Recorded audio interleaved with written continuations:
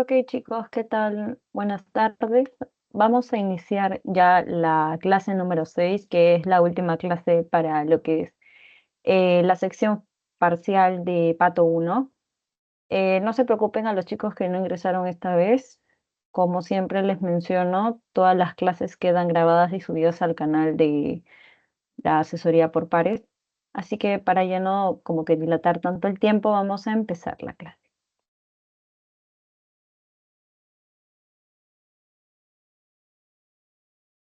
Ok, como bien menciona el título, vamos a hablar de enfermedades genéticas. Uno, ¿por qué? Porque también vamos a ver otra sección de enfermedades a nivel de la etapa de lactante, ¿ya?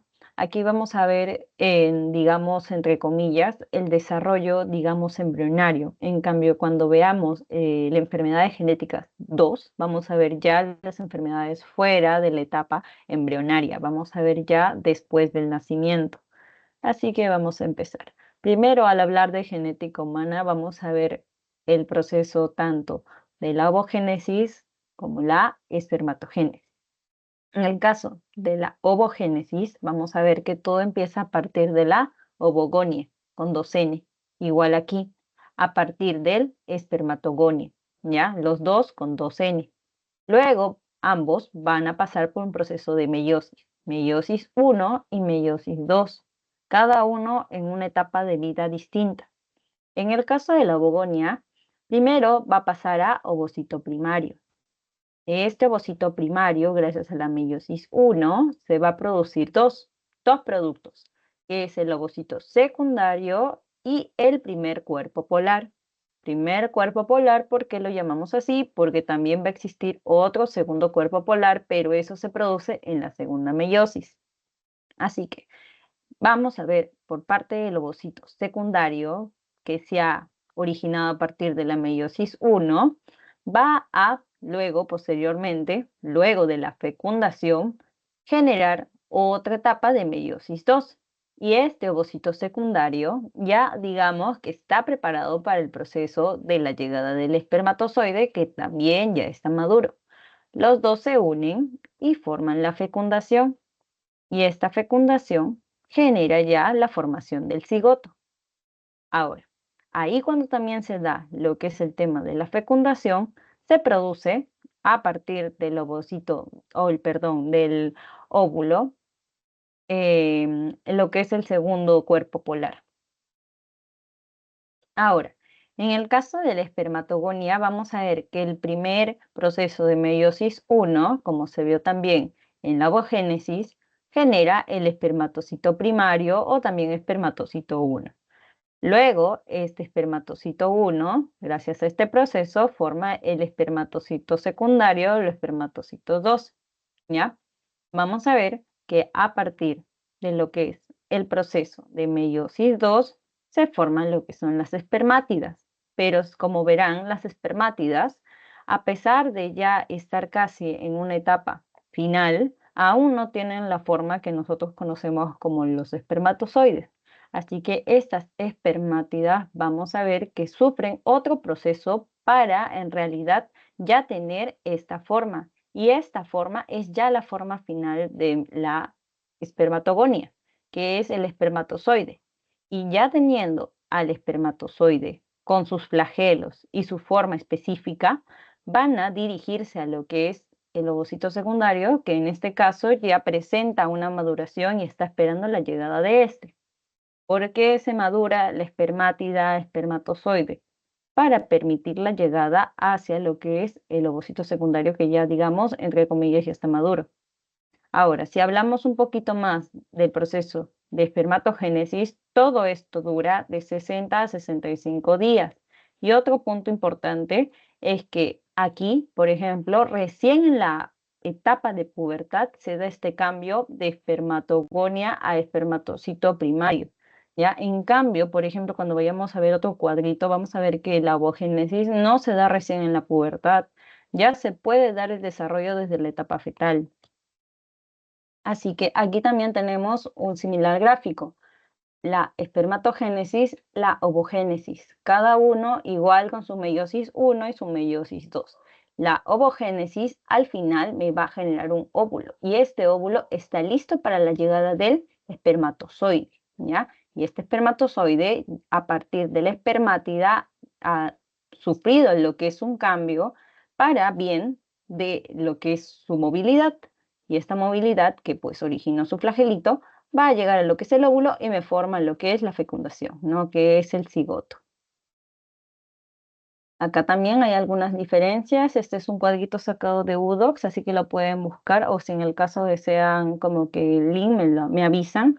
En el caso de la espermatogénesis, todo inicia en ¿dónde? En los testículos. En cambio, la ovogénesis, ¿dónde inicia? En los ovarios. Aquí, como les mencioné en el PPT anterior, esto se origina a partir de la pubertad. En cambio, la ovogénesis ya se inicia desde la etapa fetal, o sea, desde el tercer mes de desarrollo.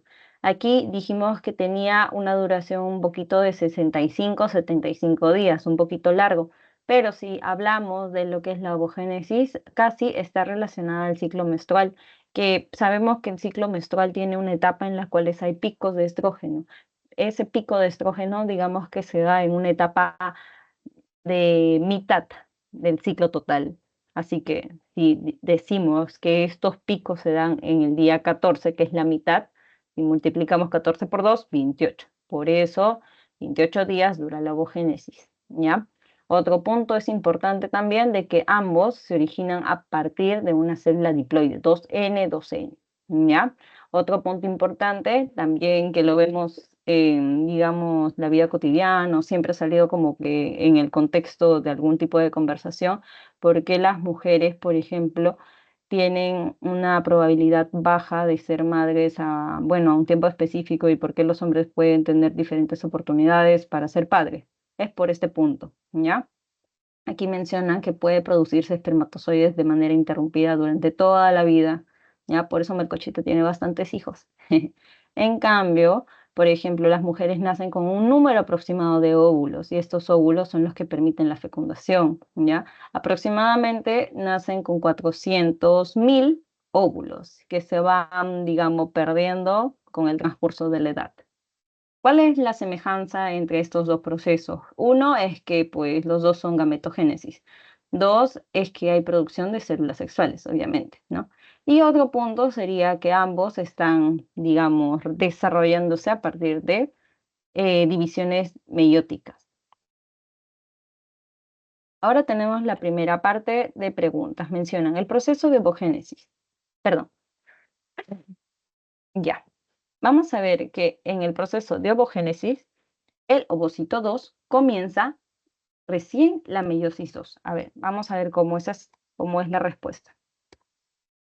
Recién en la meiosis 2 se da el proceso del ovocito número 2 o también llamado ovocito secundario, ¿ya? Cuando hablamos de meiosis 1, hablamos del desarrollo del ovocito primario o hasta también hablamos del inicio de la ovogonia, perdón. Pero cuando hablamos de meiosis 2 estamos viendo ya la etapa o el proceso de desarrollo del ovocito secundario, ¿ya? Por eso la respuesta ahí caía. Ahora vamos a hablar de la clasificación molecular de enfermedades humanas. Vamos a ver que las diferentes enfermedades que nosotros tenemos pueden ser tanto de tipo exógena, genética o compleja multifactorial, que es lo que más se ve en la actualidad. En el caso de las exógenas, las enfermedades pueden producirse a partir de infecciones, pueden producirse a partir de intoxicaciones, puede producirse a partir de procesos nutricionales, obesidad, desnutrición. Ahora, lo que más nos importa para este punto es el proceso de las enfermedades genéticas. Puede ser según el tipo de célula, puede ser una alteración a nivel de células somáticas o puede ser una alteración a nivel de células germinales, como es el óvulo o el espermatozoide. Ahora, otro punto importante fuera de las células es el tipo de alteración, que puede ser una alteración génica, o sea, relacionada a mutaciones, puede ser duplicación de la información, de lesión de la información o inserción de información que no debería haber, y también puede ser cromosómica, que puede haber una alteración en el número. Sabemos que nosotros tenemos 46, así que si hay 47 ya puede haber algún cambio, o también estructurales, ¿no? Que vamos a ver bien después cuáles son los tipos mutación con este proceso.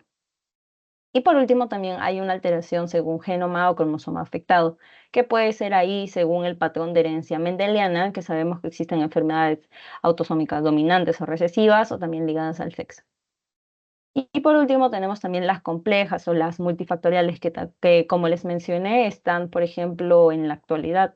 Hay muchas veces enfermedades que no se relacionan netamente con la genética y no hay enfermedades que solamente se relacionen con los factores ambientales. Pueden muchas veces tener uno y uno, o sea, de ambos. ¿Cómo así podemos poner un ejemplo? Por ejemplo, la hipertensión arterial. La hipertensión arterial podríamos decir que es una enfermedad netamente genética, pero también sabemos que existen factores ambientales como son el tema de el exceso de carbohidratos, puede ser también el sedentarismo, que también generan más probabilidad de que el paciente tenga hipertensión. Ese es uno de los tantos, ¿no? También existe, por ejemplo, el tema de la diabetes, también hay otras enfermedades autoinmunes relacionadas a diferentes factores, no necesariamente uno.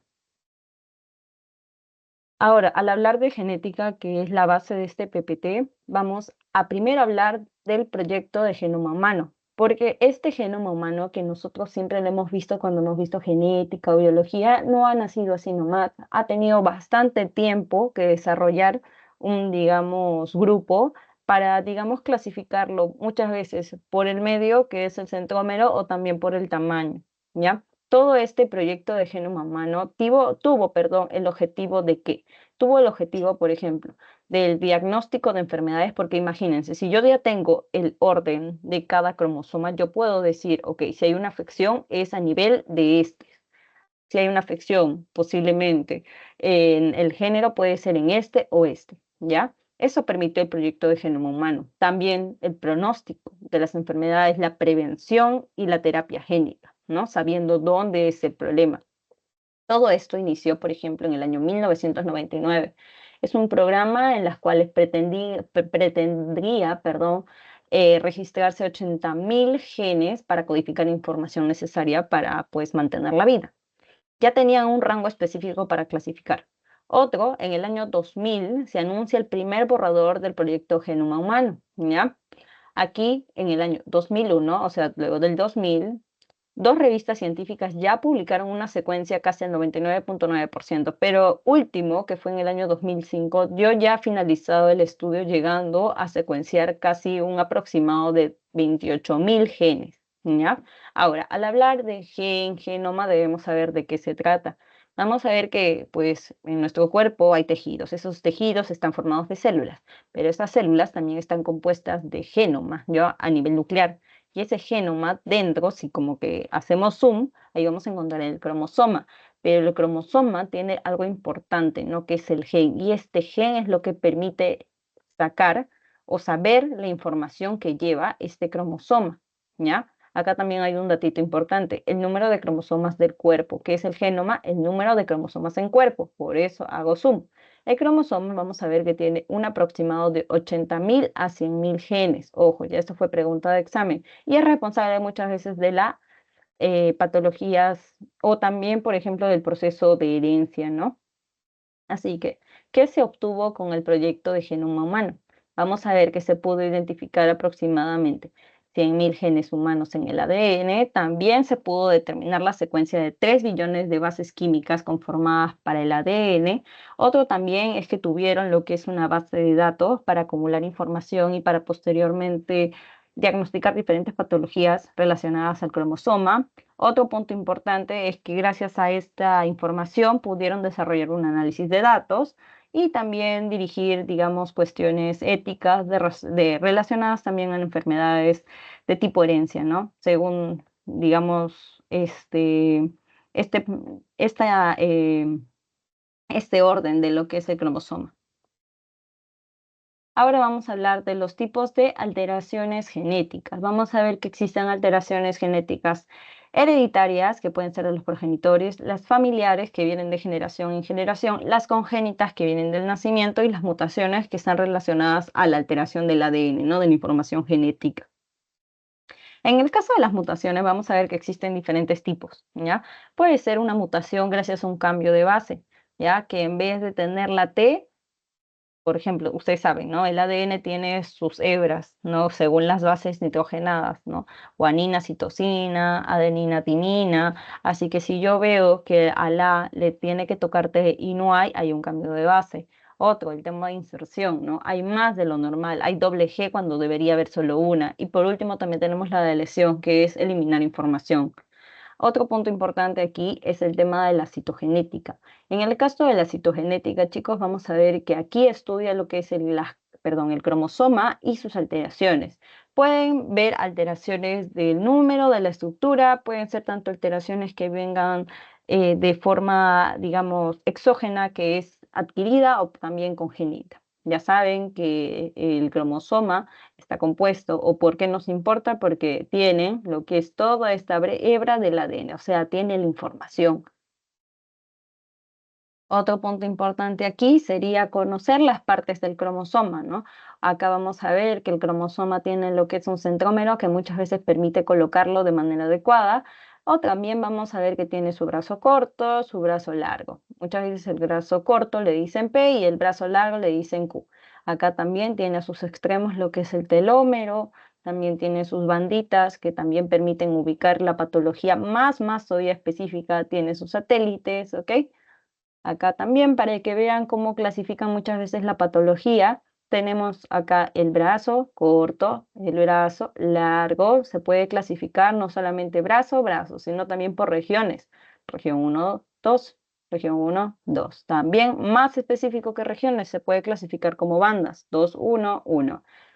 1, 2, 3, 1 hasta el 8. Y todavía encima de bandas se puede más detallar la zona, puede ser sus bandas, ¿ya? Así que puede haber alguna patología que diga que está ubicado en el brazo P, región 2, banda 2, subbanda 1, ¿ya? Ahora, en el caso de ver el cariotipo humano, cómo así lo clasificaron, vamos a ver que gracias al Sistema Internacional de Nomenclatura de Citogenética Humana, o sea, el ISCN, clasificaron gracias al tamaño y también a la localización del centrómero. En el caso del tamaño, lo dividieron en 1, 2, 3, 4, 5, 7, ¿ya? 7 grupos, A, B hasta la G. Acá vamos a ver, digamos que por tamañito, ¿no? Las más grandes en el A. Ahí está, 1, 2, 3. De ahí van bajando de tamaño. B, toda esta fila C, del 13 al 15 el D, la E del 16 al 18, la F del 19 al 20 y por último 21 y 22 la G. El 23 donde está formando el X y Y, ¿ya? Pero también hay otra forma, que es con la localización del centrómero. Ahí también clasifico diferentes, digamos, cromosomas, depende de dónde se localice este centrómero. Vamos a ver que existen los metacéntricos, ¿ya? Que metacéntricos, o sea, digamos que el centrómero está en el medio y los brazos son del mismo tamaño. ¿Quién podría tener esta forma? El cromosoma 2. Otro también, el submetacéntrico. Vamos a ver que este centrómero está un poquito más arriba de lo normal y genera lo que es una diferencia en tamaño del brazo corto con el brazo largo. ¿Quién tiene esta presentación? El cromosoma X. Luego también tengo los acrocéntricos, que aquí más que el submetacéntrico, ese está bien al extremo, mucho al extremo, casi ni se ve el brazo corto, tiene un brazo largo bien grande. ¿Ya? ¿Quién tiene esta presentación? El cromosoma Y. Y los telocéntricos casi no se encuentran. ¿Por qué? Porque no son compatibles con la vida. Y si en el caso se presentara, ya estaríamos viendo alguna anomalía grave, ¿no? Que es el cromosoma de Filadelfia. Por último, vamos a ver, aún con el cariotipo, ¿cómo así? O sea, ya tengo a la mano lo que son los cromosomas y solamente ordeno. No, ¿cómo así lo saco o cómo así tienen, o sea, el material para ordenar todo este cariotipo? Todo nace a partir de 5 mililitros de sangre venosa, ¿ya? Esto genera lo que son glóbulos rojos sedimentados en el tubo de ensayo, ¿ya? Estas células van a tener lo que es un proceso en las cuales se va a centrifugar. Así que todo inicia con la inserción, ¿ya? De lo que son los glóbulos rojos hacia lo que es un tubo de ensayo, le añaden lo que es colchicina, se centrifugan, se fijan con alcohol y se tiñen, ¿ya? Acá vamos a ver también que los glóbulos blancos se van a sedimentar. Así que luego de fijarlos, vamos a verlo con microscopio y las células deberían estar en fase de metafase, ¿ya? Va la redundancia. Las células deben estar en metafase para así tener exactamente el cariotipo correcto. Así que se fotografía y se amplía. ¿ya? Luego se recortan los cromosomas de manera individual, como se ve aquí, y se ubican los cromosomas ordenadamente según el método que, bueno, se desee, ¿no? Que puede ser por tamaño o también por la localización del centrómero. Aquí también vamos a ver la historia de la biología molecular, que lo pueden ver después, que básicamente menciona lo mismo del PPT anterior, cómo así se formó el proyecto de genoma humano, que fue casi entre los años 1999, 2004 y el último sacado en el 2008, ¿no? Que es un proyecto de 1000 genomas, que básicamente dio casi la secuencia exacta de lo que conocemos ahora. En el caso de las enfermedades citogenéticas, vamos a ver las cromosomopatías, ¿ya? Cromosomopatías, que es el cambio que resulta de una alteración visible del cromosoma. Aquí vamos a ver que estas cromosomopatías son muchas veces frecuentes en quienes, en lo que es los recién nacidos, puede ser también una causa para generar lo que es un aborto espontáneo, ¿ya? Es muchas veces una de las causas principales y generan, bueno, por lo mismo del aborto espontáneo, recién nacidos fallecidos. Aquí vamos a ver que existen diferentes técnicas para ver si existe una alteración en algún segmento del cromosoma. Vamos a ver que existen técnicas de bandeo cromosómico, FISH, entre otras, ¿ya? Acá también para que recuerden las segmentaciones, ¿no? Brazo P, brazo Q, ahí están las banditas dependiendo, bueno, cuál sea la ubicación, ¿no? De la región o la banda o la subbanda. Ahora, en el caso de trastornos cromosómicos según el tipo de genoma, vamos a ver primero las alteraciones numéricas. Vamos a ver que nosotros tenemos 46 cromosomas, ¿no? En ese caso diríamos que tenemos 23 pares. Vamos a ver que existen dos alteraciones, la euploidía y la aneuploidía. Ya, en el caso de la euploidía, vamos a ver ahí la triploidía, ¿no? Y no confundan triploidía con trisomía, que son distintos. Aquí vamos a ver que la euploidía, digamos que restan o suman en pareja. ¿Ya? En cambio, la aneuploidía es la agregación o la eliminación de un solo cromosoma, solo uno. ¿Ya? Aquí se eliminan o se agregan en parejas y aquí se disminuye o aumentan solamente de manera impar. Así que acá tenemos en la euploidía la poliploidía, que es la agregación de un juego de cromosomas. Ahí tenemos la triploidía, que muchas veces es a partir de una alteración en la división meiótica, ¿no? Especialmente en la parte de la espermatogénesis. Ahora, en el caso de la aneuploidía, vamos a ver que existe la monosomía, la trisomía. La monosomía, digamos que es la ausencia de un cromosoma, solamente uno, y en el caso de trisomía es posiblemente la copia de un cromosoma. Por eso existe, por ejemplo, el tema del síndrome de Down, que es 47 cromosomas, o sea, aumentado uno, ¿ya? Que puede ser posiblemente por una edad avanzada de lo que es la madre, puede también ser una alteración también en la división meiótica, o también, o sea, no solamente en la división meiótica 1, sino también en la 2, ¿ya? Y hay otro punto importante que es el mosaicismo. Creo que con la misma imagen ya pueden como que sacar diferentes ideas o pueden tener algún tipo de referencia. Igual, se da con la fecundación, forman el cigoto y aquí entre las células del cigoto hay una mutación, pero hay una mutación en un grupo de células. Las otras células siguen el camino correcto mientras otras generan diferentes alteraciones. Ese es el mosaicismo, que existen, o sea, pueden estas células nacer de un mismo cigoto, pero de ahí toman caminos diferentes y generan diferentes manifestaciones. O sea, en un grupo de células pueden tener, no sé, el tema de los cromosomas 46 y por otro lado pueden tener ya la alteración de 47XY. ¿Ya? Ese es el mosaicismo. Como dice acá, es la presencia de dos o más poblaciones de las células con diferentes complementos de cromosomas en un mismo individuo. ¿Ya? Y muchas veces esta afección se da en cromosomas sexuales.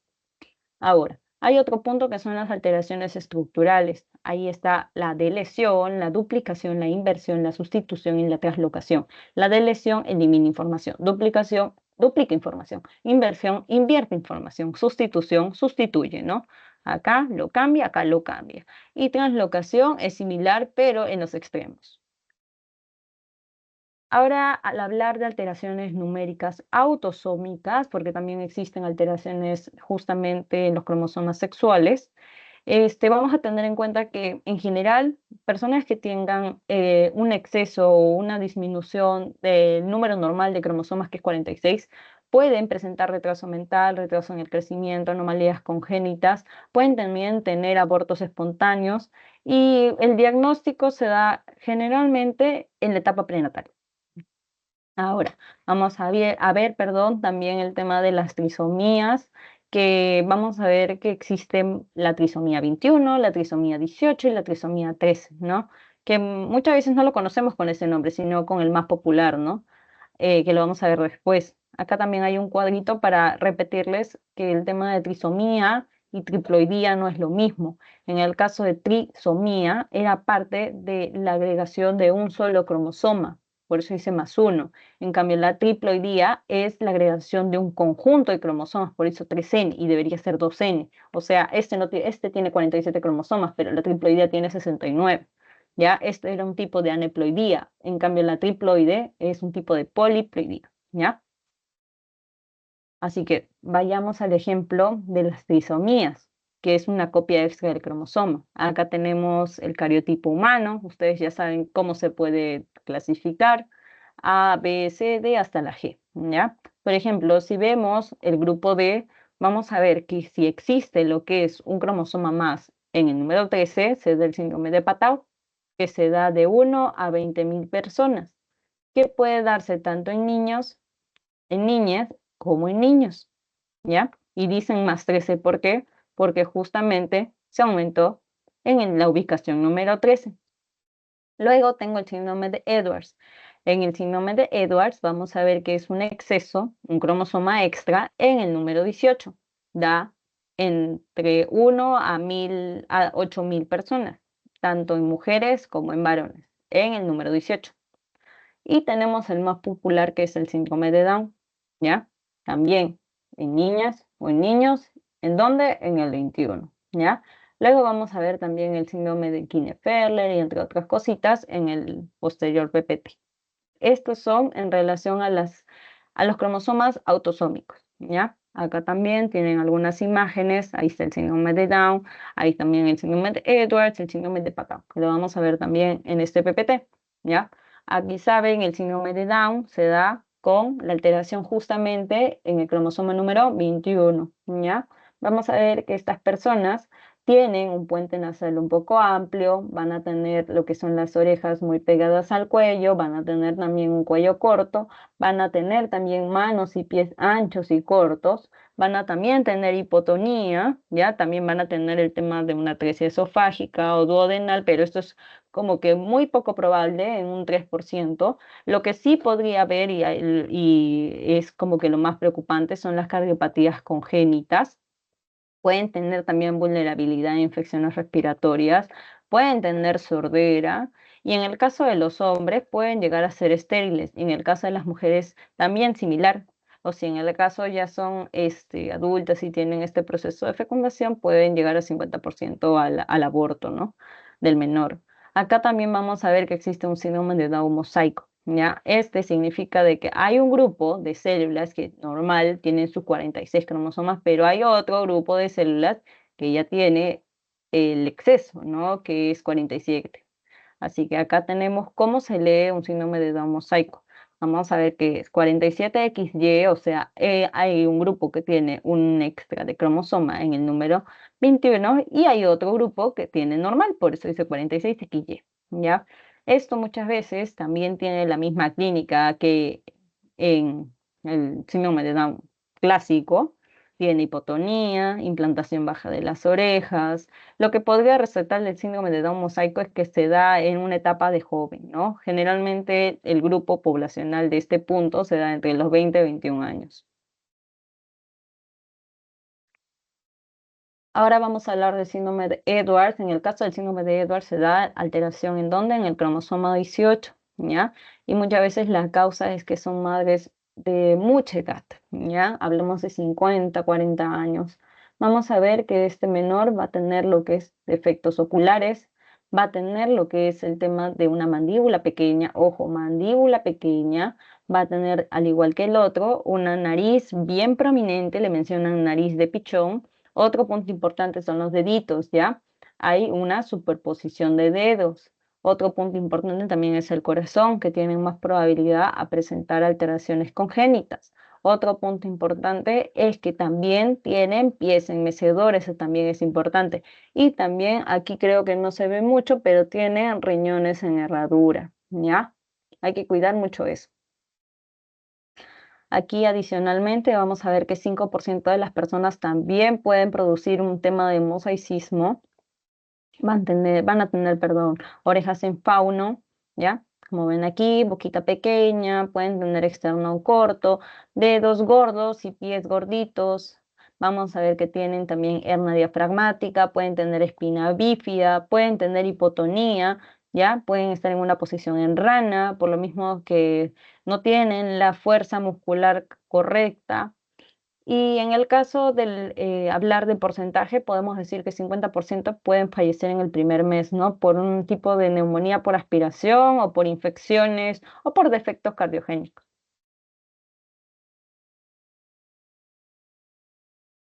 Ahora, en el caso del síndrome de Patao, es una alteración en el cromosoma 13, ¿no? Que también vamos a ver que hay un tipo de presentación con mosaico. Aquí vamos a ver que presenta retraso mental severo, puede tener microcefalia, puede tener labio y paladar hendido, ojo, severo. También va a tener polidactilia, o sea, va a tener más deditos de lo normal. Pueden también tener alteraciones cardíacas congénitas, puede asociarse también a la edad materna avanzada, puede también tener alteraciones endocrinas como es el hipertiroidismo, puede también, al igual que el síndrome de Edwards, tener superposición de los dedos. Y otro punto importante que podría resaltar aquí es el tema de alteraciones oculares que pueden tener la ciclopía, ¿no? Que en algún momento hemos visto esta imagen lastimosamente en algún libro, cuando llevamos el tema de embriología.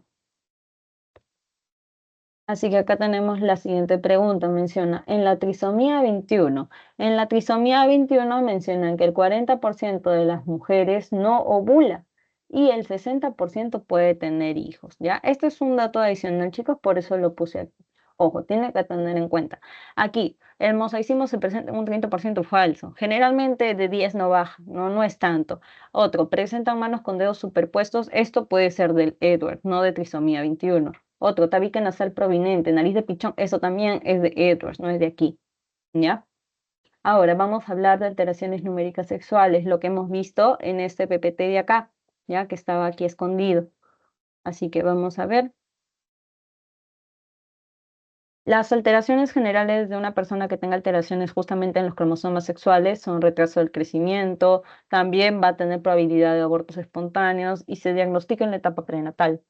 Tenemos el síndrome de Turner, que justamente es una alteración en el cromosoma X y X. ¿Por qué? Porque vamos a ver que o sea, es uno bien preguntado. Siempre preguntan el síndrome de Turner, así que tienen que tener en cuenta que es el tema de una alteración monosómica, ¿ya? ¿Por qué? Porque se le está quitando uno, se le está quitando uno.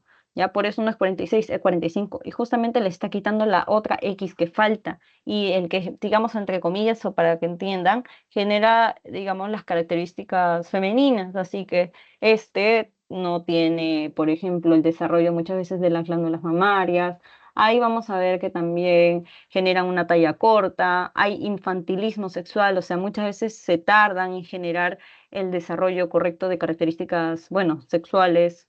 Luego también pueden tener cara triangular, pueden tener también el tema de un tórax en escudo, tienen como que el tórax ancho. Pueden también tener el tema de linfedemas en las manos, en los pies, pueden tener coartación de la aorta en 20%, defecto también a nivel renal. Vamos a ver que en el caso de hablar en la etapa adulta, muchas veces son estériles o no tienen su ciclo menstrual frecuente, tienen amenorrea y pueden llegar a tener abortos espontáneos, ¿no? En una niña puber, como les mencioné, pueden tener una talla corta, un tórax en escudo, o sea, tórax ancho, un cuello, digamos, ancho también, una cara triangular y manos bien hinchadas, ¿no? Por el mismo del linfedema. Y cuando no llegan a nacer, muchas veces estos bebés, como se ven aquí en la imagen, nacen con un edema bastante extenso e intenso.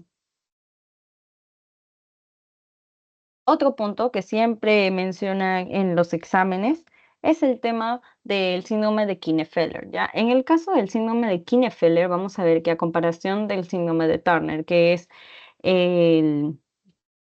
que es, digamos, la falta de características femeninas, aquí se le está agregando otra X.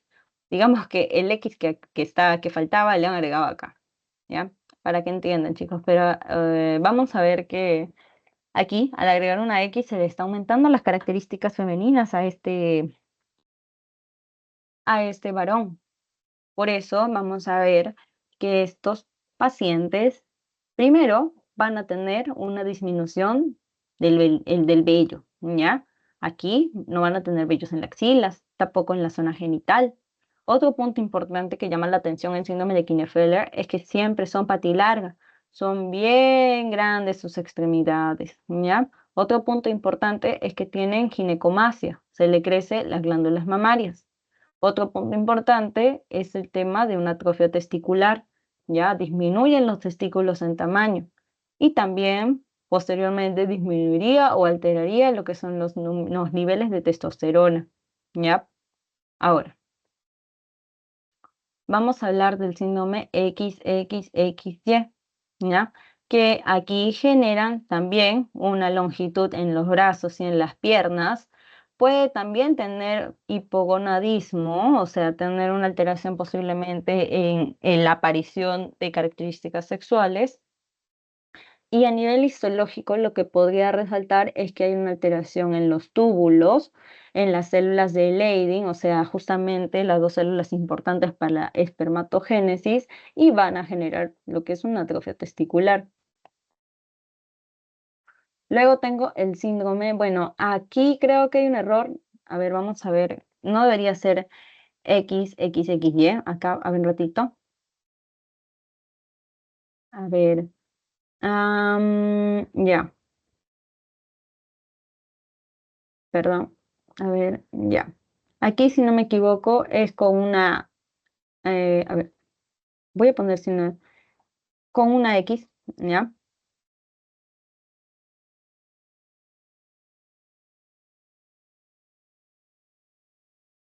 ¿Ya?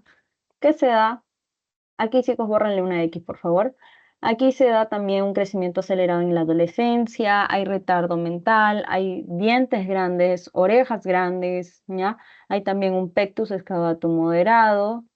Y lo importante de este punto es que aquí se presenta lo que es un fenotipo normal, ¿ya? Aquí el fenotipo normal significa de que no te das cuenta muchas veces que la persona tiene algún tipo de alteración. Llegas y bueno, un retardo mental, un crecimiento acelerado para la adolescencia, que es lo que resalta, se da luego posteriormente, ¿no? La derivación genética, o se da también como que un tipo de diagnóstico y recién, ¿no? Con ese diagnóstico me doy cuenta que hay una alteración, ¿ya? Y por último tenemos el síndrome XXX, ¿ya? Que es por la presencia de un exceso, ¿no? Del cromosoma X, que genera similar, ¿no? Un cuello corto, tórax amplio, estatura alta. Ahora vamos a hablar de alteraciones estructurales, ¿no? Parte de las genómicas. Aquí vamos a ver que las alteraciones estructurales muchas veces se da por la ruptura cromosómica y esta ruptura cromosómica debe como que arreglarse, así que ante esa ruptura se da lo que es un reordenamiento genómico y ese reordenamiento genómico muchas veces no se da de manera correcta y se da ese tipo de duplicaciones, alteraciones, inversiones, ¿ya? Aquí vamos a ver entonces cómo se inicia muchas veces por la reparación defectuosa en las rupturas de ADN o fallo en la recombinación, ¿ya? Y esto me va a generar fallas tanto en pérdida o ganancia de información genética. Tenemos el primer punto, que es la deleción, que es la pérdida de material genético. Estoy eliminando información importante, ya que puede ser terminal, o sea, de los extremos, o intersticial, que saco de pues, partes del medio. Acá hay un punto importante que presenta una deleción, es la fibrosis quística, ya que hay una deleción justamente en el cromosoma 4. Luego tenemos la translocación. Aquí no eliminamos información, solamente hay un cambio, pero igual ese cambio está generando una mutación en estas cromosomas. Tenemos una translocación recíproca que se da, por ejemplo, cambiando los extremos, y también la robertsiana, ¿no? Que aquí vamos a ver que agarran un extremo de aquí, agarran otro extremo de acá y generan uno solo. Luego tenemos lo que es la inversión. Aquí también genera una inversión, no hay pérdida de material genético. Aquí hay patologías como la hipercolesterolemia familiar o también la neurofibromatosis. Tenemos el pericéntrico, que básicamente se da el cambio en el medio, justo en el centrómero, y también el paracéntrico, que se da justamente en uno de los brazos, pero no todo en el de arriba. Luego tenemos también los isocromosomas, que también aquí vamos a ver que se da la pérdida de los brazos, ¿no? Acá no hay en este caso pérdida de información, pero sí rotura. Se justamente dividen desde el punto céntrico, que es el centrómero, ¿no? Pasa arriba, pasa abajo. Luego tengo la duplicación, que creo que con la imagen describe muy bien la información, que es la duplicación de la información. Luego tenemos en anillo, que también aquí hablamos ahora sí de pérdida de información genética. Y acá también tenemos diferentes patologías relacionadas justamente, ¿no? Con alteraciones o mutaciones, pero lo pongo aquí para que ustedes vean cómo se lee.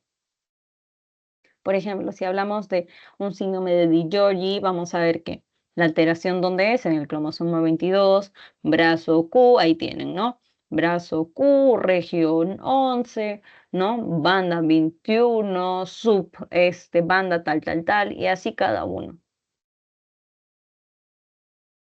Ahora vamos a hablar según alteraciones relacionadas a cromosomas afectados, que aquí vamos a ver lo que en algún momento creo que hemos tocado en biología o en algún punto de la carrera, que es la herencia clásica mendeliana, que se causa muchas veces por la transmisión o una alteración de un solo gen mutado, por eso es monogénico, ¿ya? Y se clasifica, como les digo, a partir del patrón de herencia mendeliana. Y ahí tenemos la herencia autosómica dominante, la herencia autosómica recesiva y la herencia ligada al sexo. En el caso de la herencia autosómica dominante, vamos a ver aquí que el individuo heterogéneo es el enfermo, o sea, la persona que tenga A mayúscula y A minúscula va a estar enfermo, entre comillas, pero no todo, no solamente ellos, ¿ya? Como dice herencia autosómica dominante, ustedes saben que la dominante es la letra mayúscula y la que no es dominante es la letra minúscula. La mayúscula, entonces, toda la persona que tenga el tema de la mayúscula va a tener la enfermedad, sea cual sea, porque es la dominante, ¿ya? Aquí, por ejemplo, tenemos a un papá que tiene la mayúscula y por eso están pintados de morado, o sea, es el que tiene la enfermedad. En cambio, la mamá no tiene ninguna mayúscula, tiene minúsculas, así que no la tiene. Así que se da la fecundación de manera correcta y ahí tenemos, ¿no? El afectado es el que tiene la mayúscula, el afectado es el que tiene la mayúscula. Por eso dice heterocigoto, ¿no? Justamente los heterocigotos están afectados. Por eso aquí menciona un progenitor afectado y uno normal. ¿Qué probabilidad hay? 50% que los hijos sean normales y 50% que tengan ya el problema, ¿ya? Vamos a ver que también los hombres y mujeres son afectadas en la misma proporción. Y otro punto importante es que como es dominante, o sea, prevalece mucho la enfermedad, ¿no? En todas las líneas familiares, ¿no? En los abuelitos, en los papás y en los hijos o en los nietos. Ahora vamos a hablar de la herencia autosómica recesiva. Aquí hablamos de los minúsculos, ya de los pequeñitos. Aquí los que tengan pequeñitos, o sea, la letra minúscula, van a tener la enfermedad, pero como son pequeños, no son tan potentes como la dominante. Así que aquí no es que solamente teniendo una minúscula va a tener la enfermedad. Tiene que tener dos minúsculas para recién expresar la enfermedad. Si tiene una minúscula, podríamos decir ya es portador. ¿Ya? Pero debe tener las dos minúsculas para recién decir, este tiene enfermedad, ¿ya? Así que, a ver, vamos a avanzar. Vamos a ver que acá tengo al padre NN, o sea, N minúscula es el que tiene la, digamos, enfermedad. Pero como tiene la N mayúscula, que es la dominante y sin afección, normal, puede ser portador. Igual la mamá. Al final se da la fecundación de manera correcta y vamos a ver que el que está afectado es el que tiene las dos Ns. Y el que tiene N minúscula y N mayúscula son los portadores y el que tiene N mayúscula no tiene nada. Por eso dice padres portadores con fenotipo normal, porque si fuera un fenotipo anormal estaría las N minúsculas.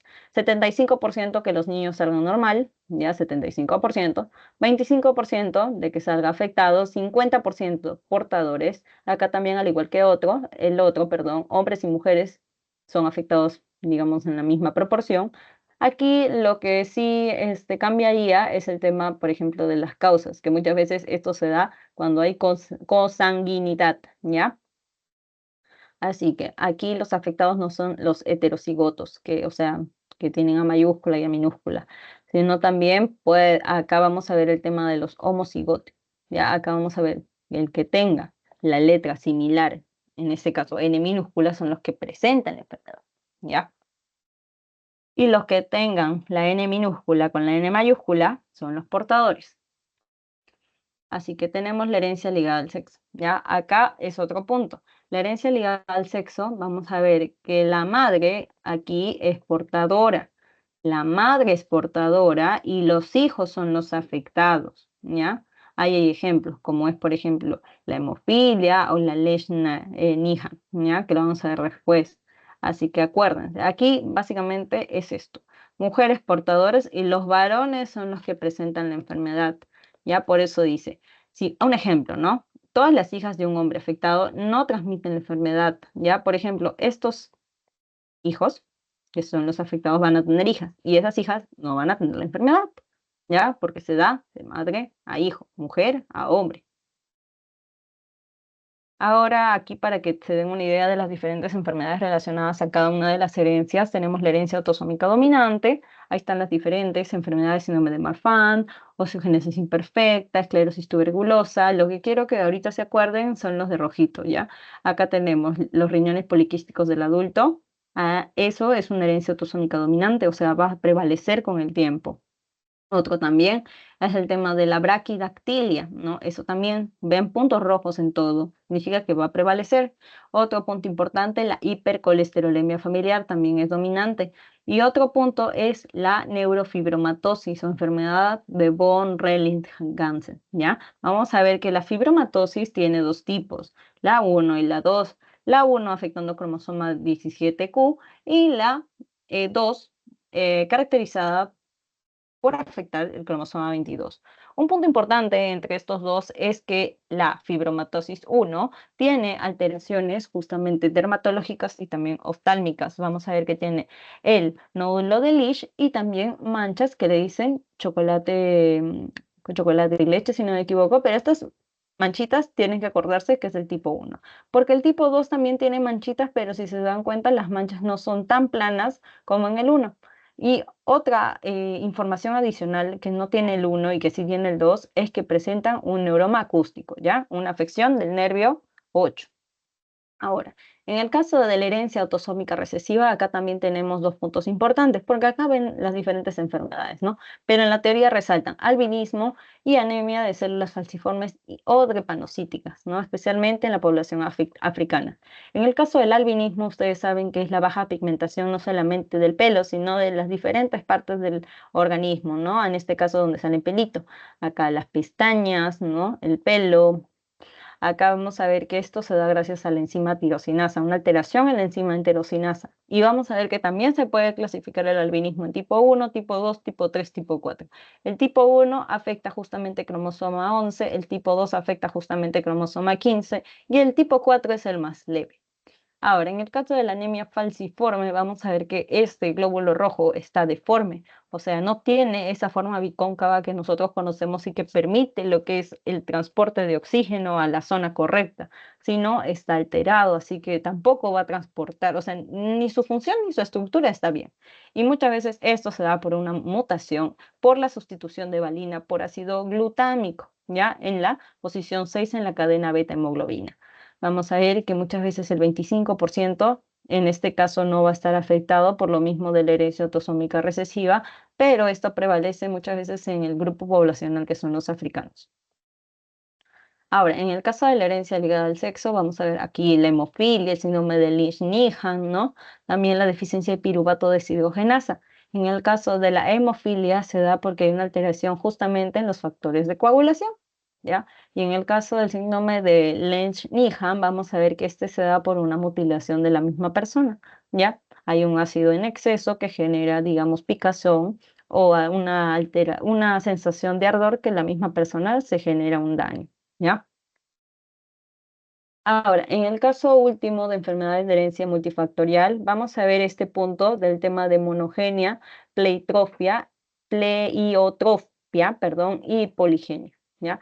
En el caso de los genes, si se afecta a uno, monogenia, ¿no? Digamos, de manera fenotípica se ve solamente la alteración de ese uno.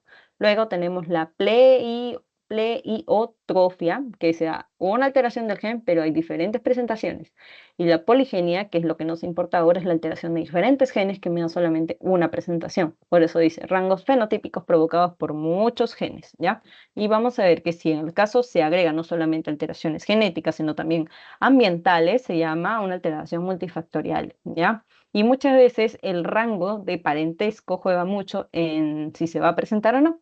Así que mencionan aquí que el grado, perdón, de parentesco tiene muchas veces el riesgo de recurrencia, especialmente, por ejemplo, en los gemelos monocigóticos, ya que son idénticamente iguales, valga la redundancia, ¿no? Aquí, adicional a esto, podemos decir el efecto umbral. Este efecto umbral va a explicar por qué los padres de un niño con trastornos poligénicos puede ser normal, ¿ya? Otro punto importante es hablar de la tasa de recurrencia, porque estamos hablando del grado de parentesco, ¿no? Vamos a ver que la tasa de recurrencia puede ser del 2 al 7% y va a ser casi la misma para todos los familiares de primer grado del individuo afectado. O sea, significa que si los padres han tenido un hijo afectado, el riesgo de que el siguiente hijo quede afectado también es de 2 a 7%, ¿ya? Otro punto importante es que probabilidad de que dos gemelos idénticos estén afectados es significativamente menor del 100%. O sea, digamos que esta probabilidad va de 20 a 40%.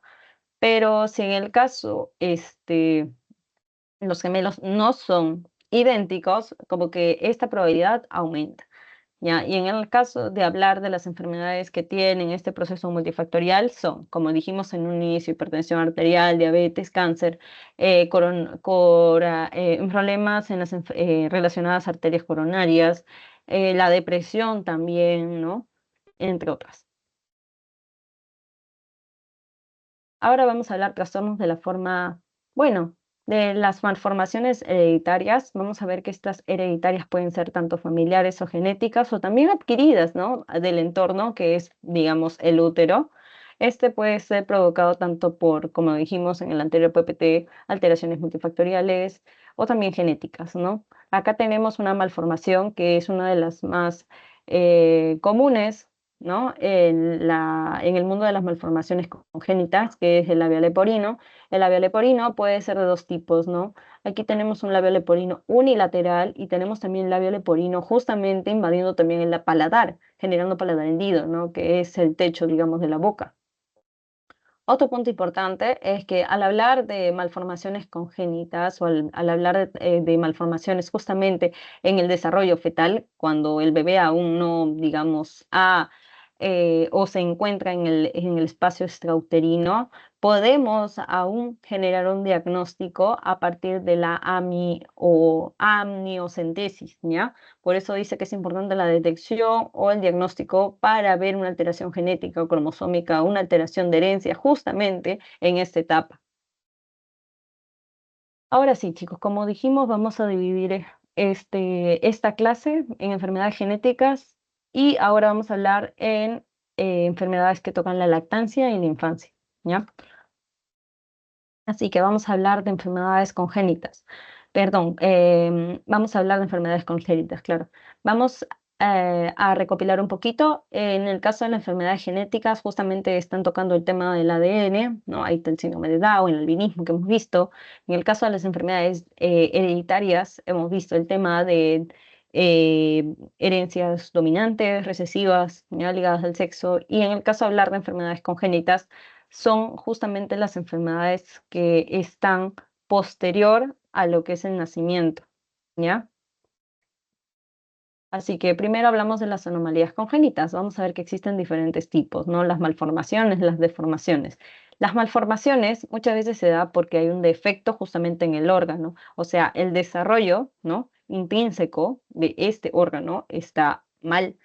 Y uno de los ejemplos es, por ejemplo, el tema de la anencefalia, que no se desarrolló bien lo que es el encéfalo, la polidactilia, que se ha desarrollado de manera incorrecta, ha habido más de lo normal, también el paladar hendido no se ha desarrollado bien, por eso queda una zona, digamos, expuesta, el labio leporino, y en general, acuérdense, ¿no? Que el problema ha sido el desarrollo del mismo órgano, no es un factor adquirido del exterior, sino el mismo error en el desarrollo. Ahora, en el caso de las deformaciones, se dan aquí no por el mismo desarrollo, sino por fuerzas externas anormales, por eso es una alteración extrínseca. Y estos factores pueden ser biomecánicos, pueden ser de la misma madre o también de factores placentarios. Si en el caso hablamos de lo que son las alteraciones biomecánicas, puede haber unas contracciones, digamos, de manera precoz, ¿no? A nivel del útero, que generen también deformaciones en la zona. Puede también haber malformaciones a nivel del mismo útero cuando se dé la presentación del menor al momento del parto. Pueden también haber factores maternos, que pueda ser la primera gestación de la señora, puede ser también que sea un útero pequeño, ¿no? Que dé una malformación justamente en las zonas de la clavícula. Puede también ser que ser el tema de la forma del útero, ¿no? Vamos a ver que existen diferentes formas, o también algún tipo de tumoración a ese nivel, ¿no? Una benigna como es los leiomiomas. Ahora, otro punto importante son los factores placentarios, que también puede ser, por ejemplo, que sean fetos múltiples o alteración justamente en la presentación fetal. Un ejemplo de las deformaciones es el pie sambo, ¿no? Vamos a ver, digamos que, o sea, los dedos están contabilizados de manera correcta, pero, digamos, la colocación de este pie está alterada. Y el pie sambo es un tipo de presentación justamente que sigue la secuencia de la enfermedad de Potter, ¿ya? Ahora, otro punto importante que genera, bueno, alteraciones tardías de parte de factores extrínsecos es el tema, por ejemplo, de anillos de constricción, ¿no? Que generan constricción justamente en la zona, y como ven aquí, miren, estos deditos están muy apretados, se han formado bien, pero por factores extrínsecos no se está, digamos, tomando la forma de manera adecuada, como este punto. Se han formado bien, pero la forma en la cual se va a presentar no está bien, por factores extrínsecos.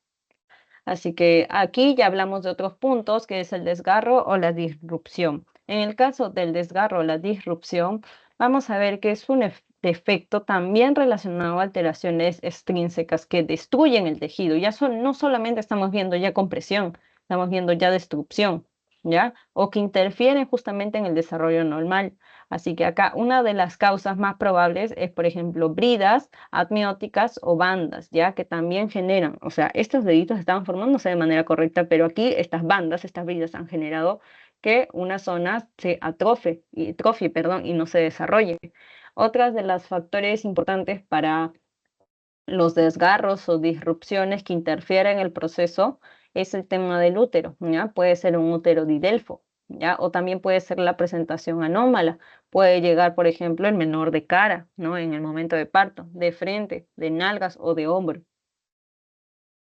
Luego tenemos el tema de la secuencia, ¿ya? En el caso de la secuencia, más que todo, aquí hacen aludir a una enfermedad que, a pesar de tener diferentes causas, todo se origina a partir de un punto. O sea, puede, digamos, este inicio provocar el desencadenamiento de diferentes como que cositas para llegar a un punto de la enfermedad. Eso es secuencia, ¿ya? Ahí tenemos, por ejemplo, el tema de lo que es la secuencia de Potter, ¿no? Que justamente vimos el pie sambo en el anterior PPT. Esto justamente es una presentación para llegar a la secuencia de la enfermedad de Potter. Acá hay un también fenotipo clásico justamente en el lactante que tiene la secuencia de Potter, que es cara aplanada, anomalías posicionales en las manos y pies, que es el pie sambo, caderas dislocadas y compromiso de la pared torácica y pulmones, ¿ya? Acá también otro punto importante, a ver, vamos a ver que la hidranmios de Potter es cuando el lactante produce un fenotipo clásico, ¿no? Justamente aquí hemos visto el fenotipo clásico de lo que es justamente la secuencia de Potter. Y acá hay algunas adicionales, parte de las anomalías congénitas tenemos al síndrome, que aquí a comparación, por ejemplo, de la secuencia, este tiene demasiadas presentaciones, conjunto de presentaciones, pero que no siguen como que un inicio, ya como en la secuencia. Aquí es solamente un conjunto de síntomas y signos que permiten la visualización de diferentes características de algún tipo de patología, ¿no? Y acá tenemos, por ejemplo, un popular ejemplo que es la trisomía 21, 18, ¿no? En el caso de hablar de 21, hablamos del síndrome de Down. Otro punto importante es el tema de la agenesia. La agenesia, siempre la A es ausencia, ¿ya? Así que acá hablamos de ausencia de algún tipo de órgano. Así que si hablamos agenesia pulmonar, posiblemente no hay la parte del pulmón. Luego también tenemos la atresia. Aquí vamos a ver que existe ejemplos como la atresia esofágica, la atresia anal, que no genera la apertura de una víscera, ¿ya? O un conducto. Otro punto importante es la aplasia, que es la falta de desarrollo de algún tipo de órgano, ¿ya? Y luego tenemos también la hipoplasia, que este órgano, digamos que eh, ha generado un desarrollo pero incompleto, ya que puede ser la hipoplasia pulmonar o muchas veces renal. Aquí vamos a ver que la aplasia es también la ausencia de desarrollo total, ¿ya? Más que desarrollo incompleto, es la ausencia, porque hemos dicho que A es ausencia total. Hipo es como una disminución. Así que acá hay también un cuadrito que pueden verlo después. Ahí también como que define como que de manera un poquito más breve cada uno de los tipos de anomalías congénitas que hemos visto. Ahora vamos a hablar de las patogénesis de las malformaciones. Acá tenemos el momento de la agresión prenatal. Vamos a ver que existen diferentes semanas en las cuales se da el desarrollo de manera correcta del feto. Todo empieza, ¿no? Del cigoto, va avanzando, llega el periodo embrionario, llega el periodo fetal y luego ya casi en la semana 37 está listo para lo que es el parto. Pero vamos a ver que un punto importante aquí es el tema de la semana 3 hasta la 9, porque verán aquí en rojito y en amarillito que es donde se da el desarrollo de los órganos. Y es un punto importante aquí hablar de lo que es la organogénesis, porque justamente en la semana 4 y 5 se da un punto importante de vulnerabilidad al menor. Es una de las etapas donde se tiene que cuidar mucho a la madre. ¿Por qué? Porque justamente en estas etapas está todo rojo. O sea, aquí es como que los puntos donde se desarrollan las cosas más importantes. Uno de los más importantes, por ejemplo, el tema del tubo neural, ¿no? Así que hay que cuidar mucho la semana 4 y 5, ¿ya? Luego, aquí tenemos también genes reguladores de la morfogénesis, que pueden ser también blancos de factores teratogénicos. Aquí tenemos los genes HOX. Es muy importante, ¿ya? Porque permiten la transcripción de diferentes genes. Así que estos genes HOX vamos a ver que pueden desarrollar diferentes partes del embrión. Acá es un ejemplo con el ratón, ¿no? Pero acá tenemos con el adulto. Los A, ¿dónde están? Los B, así que es importante los genes HOX. Así que si hablamos de factores teratogénicos, tenemos uno que es el antiepiléptico, ¿ya? Los antiepilépticos nunca se le tiene que dar a las gestantes porque pueden generar una alteración justamente en el gen HOX, ¿ya? Así que puede generar alteraciones en el desarrollo de los miembros, en las vértebras y estructuras cráneo-faciales. Otro punto importante es el tema del acné. Mujeres gestantes que ven algún tipo de cambio en la zona y dicen, pucha, tomaré un tratamiento como el ácido retinoico. No, muy mal. ¿Por qué? Porque pueden generar también alteraciones no solamente en los miembros inferiores, sino acá ya hablamos del sistema nervioso central, corazón y carita. Así que muchas veces hay que cuidar el tipo de medicamento que toman lo que son las gestantes porque pueden generar alteraciones en esta zona. Así que vamos a avanzar. Ya, un ratito, chicos. A ver.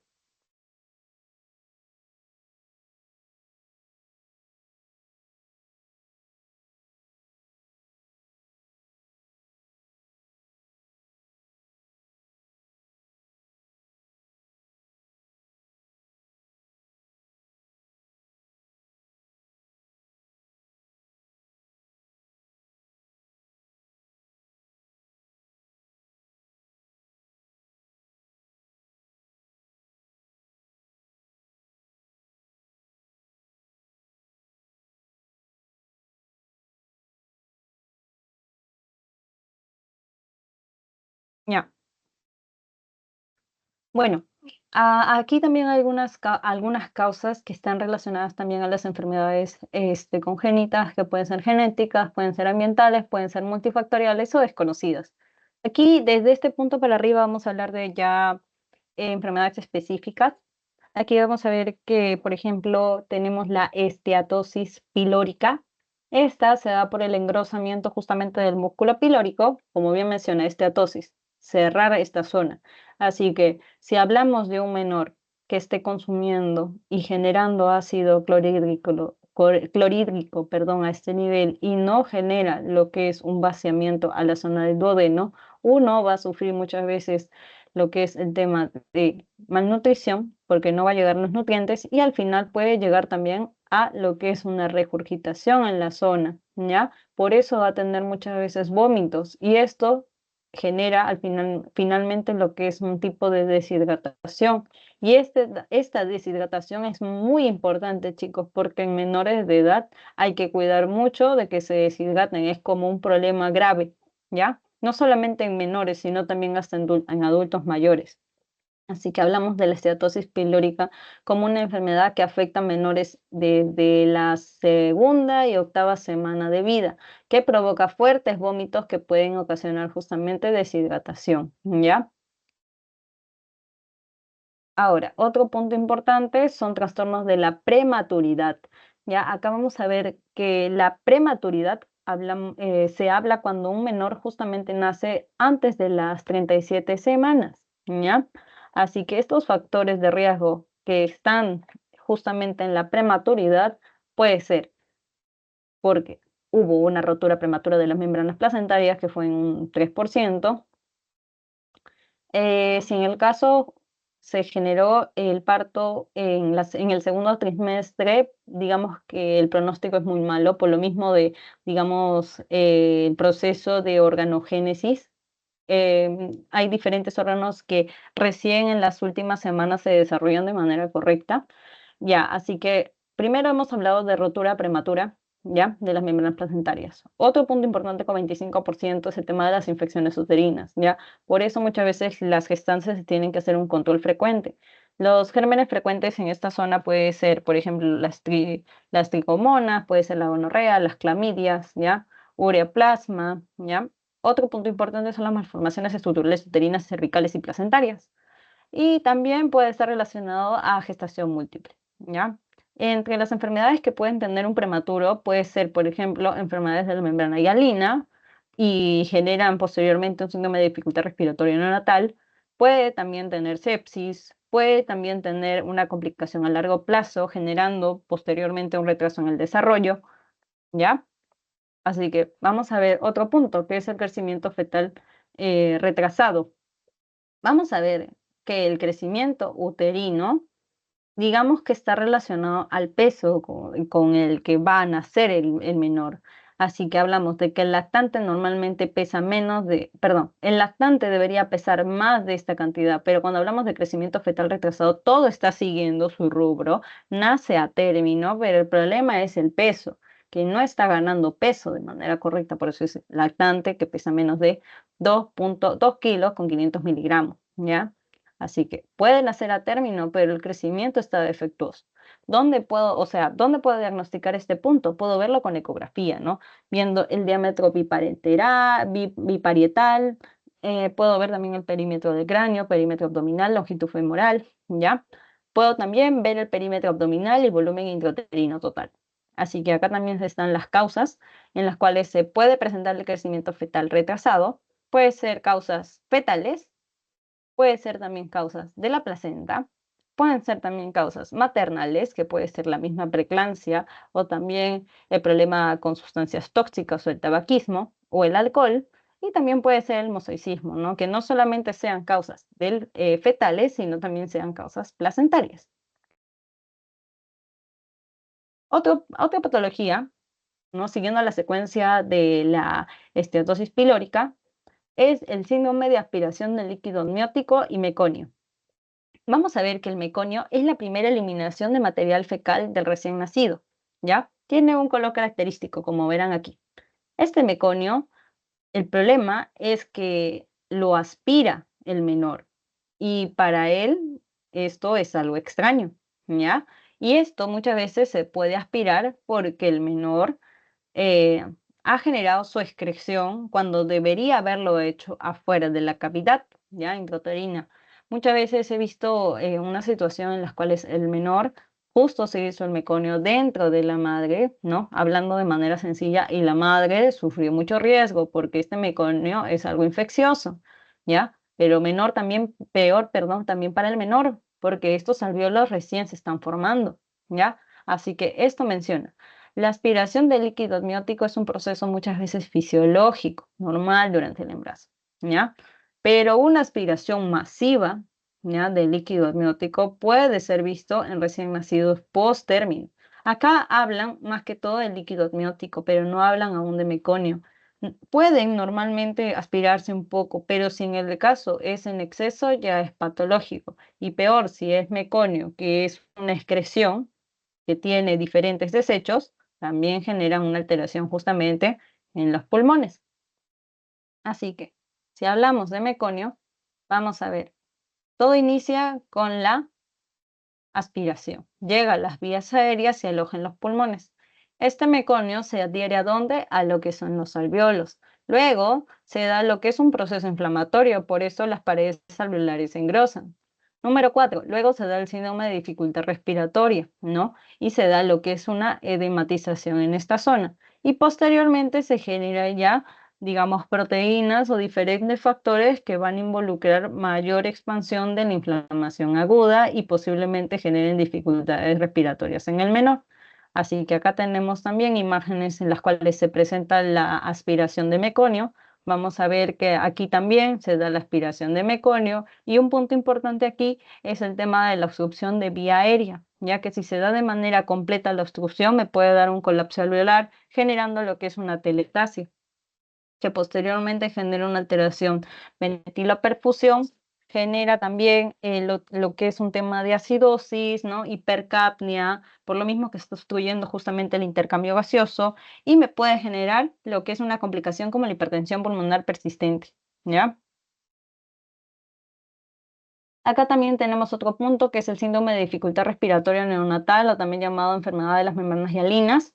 Vamos a ver que este muchas veces se da porque el menor ha estado en una etapa prenatal, ¿ya? Perdón, prematura, ¿ya? Aquí vamos a ver que puede, por ejemplo, estar relacionándose a factores como madres diabéticas, que se da una cesárea antes del inicio de parto, muchas veces por asfixia prenatal.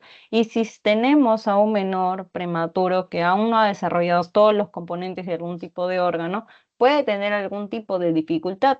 Y esto está relacionado, por ejemplo, a la incapacidad del pulmón para sintetizar surfactante.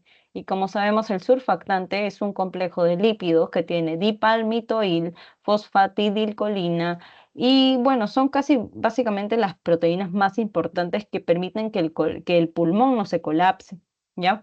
Es como imaginarse lo que es un globo. Si en el caso tenemos el globo como que bien seco, sin aire, cuando nosotros aspiremos el globo, inflemos, perdón, el globo, va a ser muy difícil la comparación si yo ya tengo aire en el globo, va a ser mucho más fácil. Eso permite el surfactante, que se puede inflar más rápido el alvéolo a comparación que solamente esté un alvéolo bien cerrado y que recién se abra al momento de generar la respiración. Así que vamos a ver aquí, al igual que en el anterior, todo empezó a partir de la prematuridad, no se generó bien el componente del surfactante, hubo menos surfactante, se genera muchas veces colapso alveolar generando atelectasia y esto genera lo que es una hipoxemia y retención de CO2 porque no se va a dar la ventilación correcta.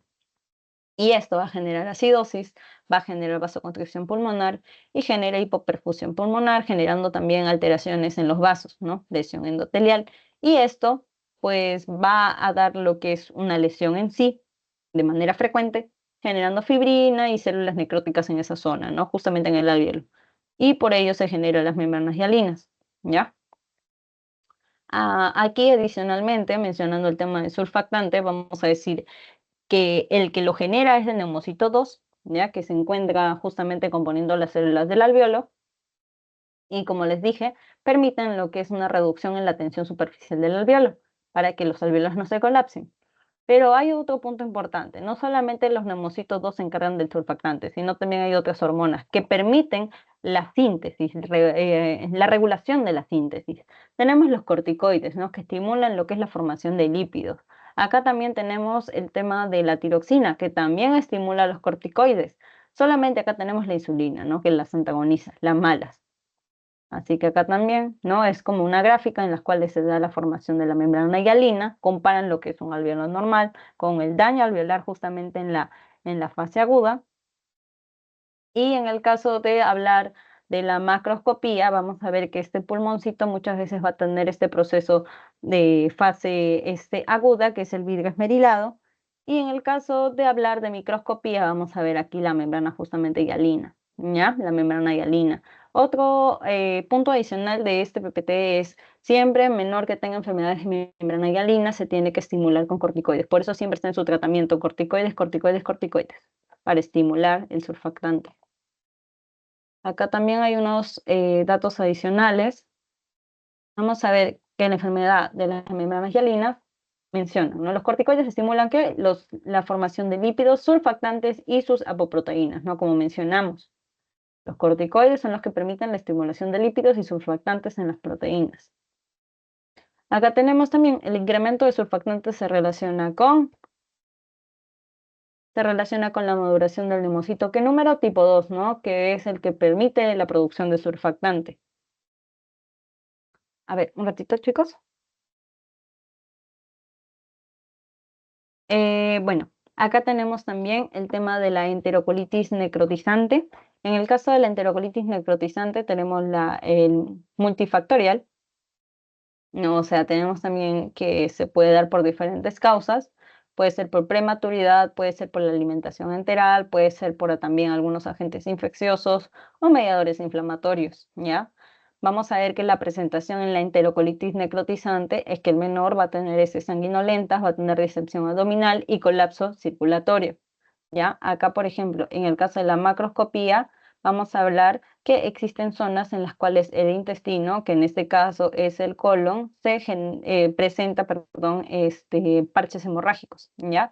Y en el caso de la microscopía, como bien menciona, en el tema de la radiografía encontramos gases en las paredes intestinales, también vemos una burbujita en esta zona, ¿ya? También por el mismo nombre podemos sacar cómo se da esta patología, ¿no? Enterocolitis necrotizante, o sea, hay una inflamación en el colon, ¿ya? O sea, del colon que debería verse así su luz, se está viendo engrosado, ¿ya? Y todo esto puede ser por la infección, mediadores inflamatorios, inestabilidad circulatoria o alimentación enteral, o también por la disminución de los protectores gastrointestinales, ¿ya? Estos generan daño a la mucosa, dan una mala absorción, se da una éstasis, se da ya el sobrecrecimiento bacteriano, ¿ya? Por lo mismo de los desencadenantes, y esto sobrecrecimiento bacteriano genera aún más el daño de la mucosa. Y posteriormente, estas bacterias también generan más propagación de diferentes sustancias que dilatan la zona, ¿no? Por eso una dilatación. Ahora, en el caso de las infecciones perinatales, vamos a ver que en las infecciones perinatales tenemos las infecciones ascendentes o transcervicales, las infecciones hematogénicas o transplacentarias y la rubiola. En el caso de las infecciones ascendentes tenemos el estreptococo beta hemolítico y en las virales el herpes simple, ¿ya? En el caso de las infecciones hematogénicas o transplacentarias tienen que tener en cuenta mucho el tema del TORCH, ¿ya? El tema del TORCH es como que un tipo de abreviación para ver las diferentes patologías que justamente pueden dañar el desarrollo de un menor. Por eso cuando les pongan, por ejemplo, una pregunta que diga gestante que llegue a lo que es una posta para chequeo de posiblemente infecciones, tienen que siempre ver el tema del torcho, que puede ser toxoplasmosis, sífilis, hepatitis, rubiola, citomegalovirus y el H de herpes simple, ¿ya? Y por último tenemos el tema de la rubiola, ¿ya? Vamos a ver que el tema de la rubiola lo que nos importa es el tema de las clínicas, ¿ya? Porque existe el síndrome rubiolar en los menores y este genera cardiopatías congénitas, genera lo que vemos aquí, cataratas, genera lo que vemos aquí, comunicación interventricular y genera lo que es este punto que lo van a ver el ciclo que viene, que es el tema de alteraciones justamente en los huesos largos, que es el tallo de apio. Son como que huesitos un poquito frágiles. Ahora tenemos los errores congénitos del metabolismo. Tenemos la fibrosis quística o mucoviscidosis, ¿ya? Vamos a ver que la fibrosis quística no es igual que el EPID, que enfermedad pulmonar difusa, o bueno, la fibrosis idiopática. Esto es totalmente distinto, ¿no? En el caso de hablar de la fibrosis quística, es una enfermedad genética, ojo, es genética y es muy común en personas de raza blanca. Vamos a ver que este defecto se da por lo que es el proceso secretorio de todas las glándulas exocrinas, ¿ya? O sea, vamos a ver que la fibrosis quística se puede dar tanto en una alteración a nivel, por ejemplo, de conductos sudoríparos, como también puede ser de conductos de vías aéreas, ¿ya? Vamos a ver que este se da por una alteración de lo que es los conductos de cloro, que, bueno, si en el caso hablamos de glándulas sudoríparas, estarían generando una anomalía a este nivel de los conductos, ¿ya? Este se da, como mencionan aquí, el defecto en el transporte de iones de cloro a través de epitelios, que puede ser pulmonar o también en otras zonas, no solamente en las glándulas sudoríparas, sino también en el páncreas. Así que vamos a ver que la fibrosis quística se da alteración justamente en canales de cloro, aquellos especialmente abiertos dependientes del AMP cíclico, ¿ya? Vamos a ver que la fibrosis quística, los que generan el cambio, los que están defectuosos son los CFTR, que son los reguladores de la conductancia transmembrana de la fibrosis quística. Y esto es lo que genera una alteración justamente en el gen de la fibrosis quística, que es el cromosoma 7, y es lo que permite ya la mutación y, bueno, genera el cambio justamente en los canales de cloro. Así que vamos a ver aquí los órganos afectados en la fibrosis quística, son los pulmones, los páncreas, el intestino, también puede ser las mismas glándulas sudoríparas, ¿no? Como mencionamos. No solamente ellos, sino también acá tenemos el páncreas, ¿ya? Así que vamos a ver que la fibrosis quística, uno de los puntos más importantes es el tema de los pulmones. Hay una mutación en donde, en este gen, ¿no? En el CFTR, y este es el que genera alteraciones en el canal de cloro, ¿ya? Que se encuentra justamente en las células epiteliales. Así que los iones de cloro no pueden salir porque el canal está mal, ¿ya? Y esto afecta el equilibrio hidroelectrolítico en la zona. Y al final generan acumulación de mucosa. Y esto es lo que genera muchas veces infecciones en el paciente. Así que vamos a ver esto. Este es el tema del conducto sudoríparo y acá tenemos las vías aéreas porque también puede darse en el pulmón. En el caso del conducto sudoríparo vamos a ver que aquí, más que ver el tema, bueno, sí, aquí creo que lo veríamos mejor, pero acá igual, ¿no? La fibrosis quística generó un cambio en donde, en el canal de cloro. Lo que me importa es este, ¿ya? Acá vamos a ver normal, ¿no? Las vías aéreas tienen su moco, que es como un tipo de barrido de los diferentes desechos que se encuentran en la zona, ¿no? A partir del movimiento de los cilios.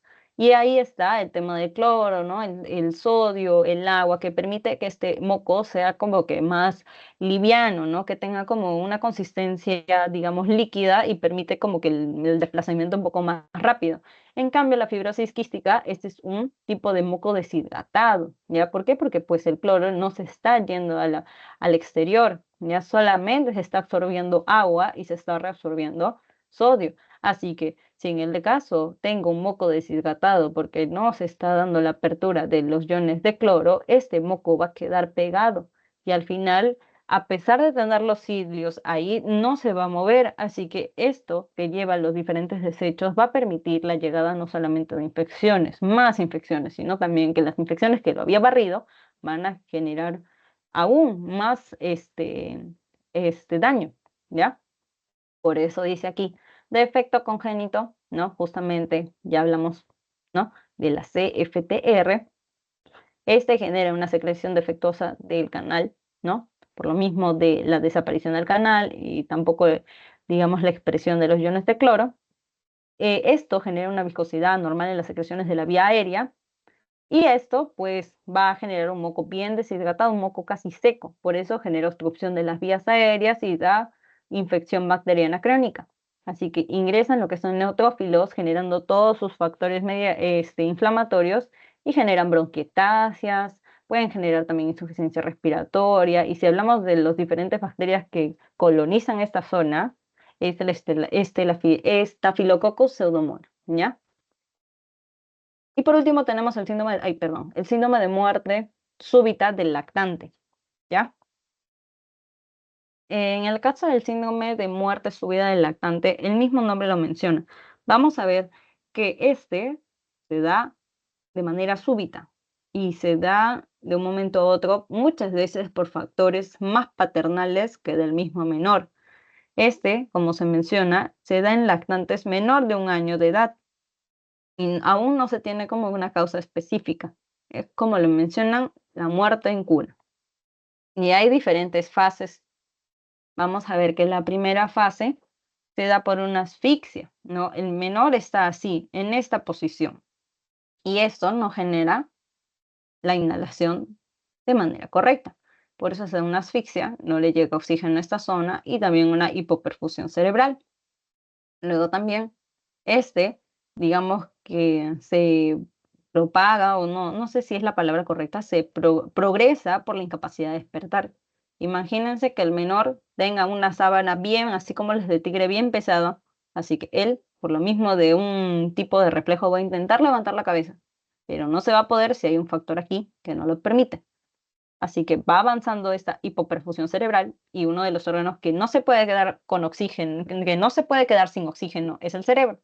Se da un coma hipóxico, bradicardia y jadeo y al final se da la muerte, ¿ya? Así que vamos a ver que muchas veces esta patología, o no hablarlo patología, sino hablarlo como síndrome. Este síndrome muchas veces se da en el mismo domicilio durante las noches, ¿ya? O también puede ser por la misma apnea prolongada, ¿ya? Que es cuando se da un sueño, digamos, de manera prolongada que genera un cambio notable en el mismo color de la piel, ¿no? Por lo mismo de la hipoxia, o también un ahogo, ¿no? Como tal. O puede ser que también sea un menor prematuro. Así que este menor va a presentar manifestaciones como petequias, puede generar edema pulmonar, puede generar también lo que es un tema de alteraciones hepáticas, grasa. En general, los diferentes órganos generan un cambio, ¿no? Por la misma falta de oxígeno.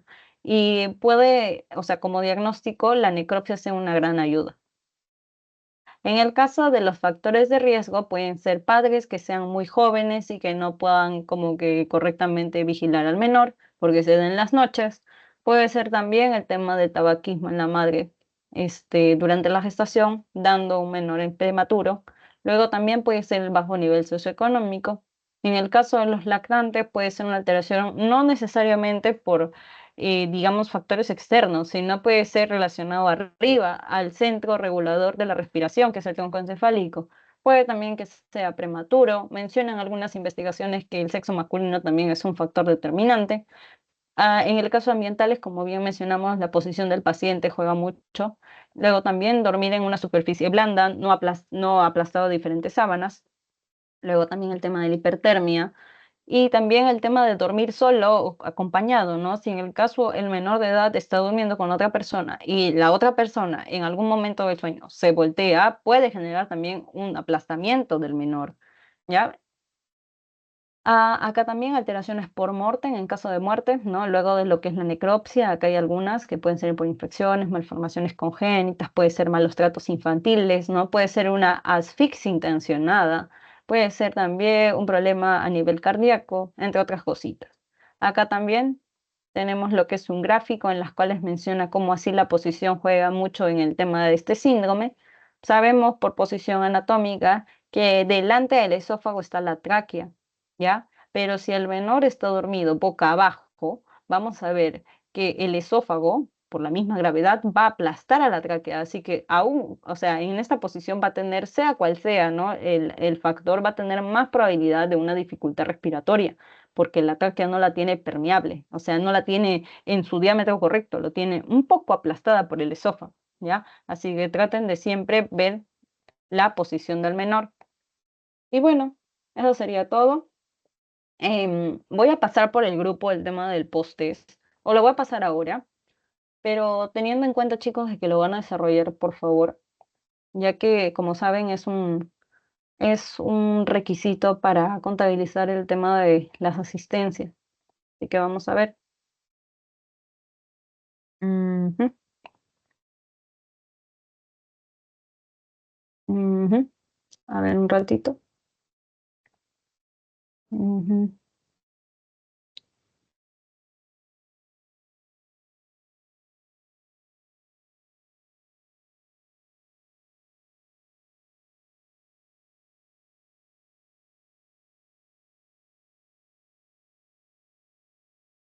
mm,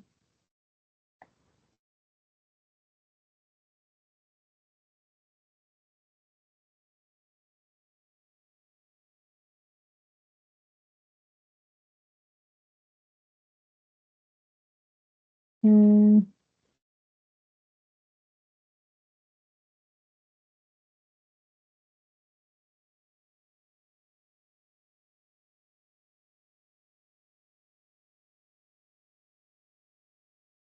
ya.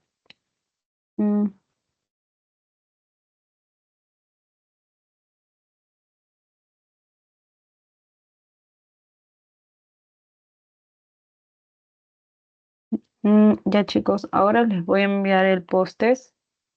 Y bueno, creo que con ello cerraríamos la sesión del parcial pato. Así que voy a cerrar la grabación.